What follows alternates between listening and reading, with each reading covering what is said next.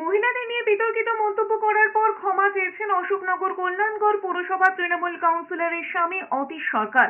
জানা গিয়েছে 31 তারিখ মুখ্যমন্ত্রীর নির্দেশের পর অশোকনগর কচুয়া মোড় এলাকায় তৃণমূলের প্রতিবাদ সভার আয়োজন করা হয়েছিল। সেই সভা মঞ্চ থেকে একটি ভিডিও ক্লিপ ভাইরাল হয়েছে, যেখানে তৃণমূল নেতা বলেছেন যারা মমতা বন্দ্যোপাধ্যায়কে নিয়ে কুরুচিকর মন্তব্য করেছে তাদের বাড়ির মা বোনেদের ছবি বিকৃত করে বাড়ির দরজায় সেটে দিয়ে আসবেন। এই বক্তব্য নিয়েই তোলপাড় রাজ্য রাজনীতি। যদিও সেই ভিডিওর সত্যতা যাচাই করেনি এস নিউজ। সেই ভিডিওটি বিজেপি নেতা সুকান্ত মজুমদার সহ বেশ কয়েকজন পদ্ম শিবিরের নেতা সোশ্যাল মিডিয়ায় শেয়ার করে তার বিরোধিতা করেছেন।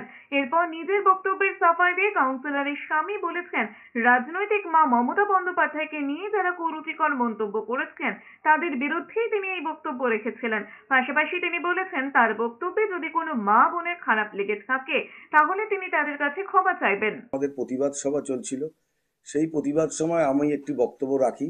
বক্তব্যটা খুব পরিষ্কার যে আপনারা যারা প্রতিনিয়ত আমাদের বাংলার মাননীয় মুখ্যমন্ত্রীকে কুরুচিকর মন্তব্য, অশালীল ভাষা এবং তার ছবি নিয়ে বিকৃতভাবে প্রতিদিন আপনার ফেসবুকের টাইমলাইনে হাইলাইটস হওয়ার জন্য করে চলেছেন, আমি তাদের উদ্দেশ্যে বলেছি যে যদি আগামীকাল দেখা যায় আপনার মা বোনকেও নিয়ে আমরা এরকম বিকৃত কুরুচিকর মন্তব্য করি, আপনাদের কি ভালো লাগবে?